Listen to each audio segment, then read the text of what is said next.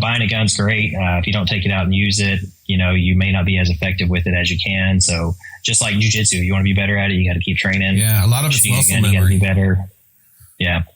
And to counter that too is there's a lot of people that have used guns that had very little to no experience with a gun and still stop bad guys. So that doesn't mean that I think you shouldn't own a gun if you're not an expert shooter or something like that. I mean, it goes both ways, I guess you could say. But if you're going to own a gun, I would highly encourage be the best shooter you can be and understand the dynamics and learn about dynamic shooting. A lot of people focus, they go to a gun range, they stand still, they shoot at a static target that doesn't move and they're not moving and their heart rate's not up.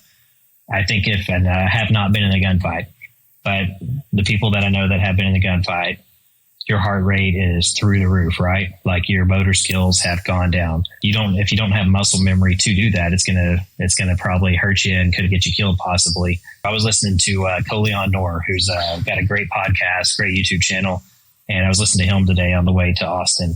And in that podcast, he interviewed a guy who went to I think it was a Christmas or Thanksgiving dinner, and the neighbor showed up, and he couldn't say whether the guy was invited or not. But for whatever reason, at some point, that neighbor decided to pull out his pistol. And there was no controversy going on. Nobody had been arguing with the guy. He was just sitting there in the kitchen.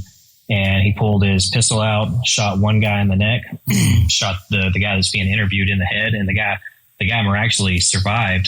He got shot in the head and he survived. He carried a firearm. Well, he gets knocked unconscious when he gets shot. So he goes to the ground. Well, then the shooter goes around and everybody's trying to funnel out the door, right? So the shooter starts shooting at the door, because everybody's funneling towards it and he's hitting several people. Then he goes to a bedroom. And at that point, the guy who was carrying the firearm, who had got shot in the face and knocked unconscious, for whatever reason, he came conscious and he got up and he was like, I was in full memory mode. I can't remember what he said, but anyways, basically it wasn't him knowing, hey, I need to go shoot this guy or whatever.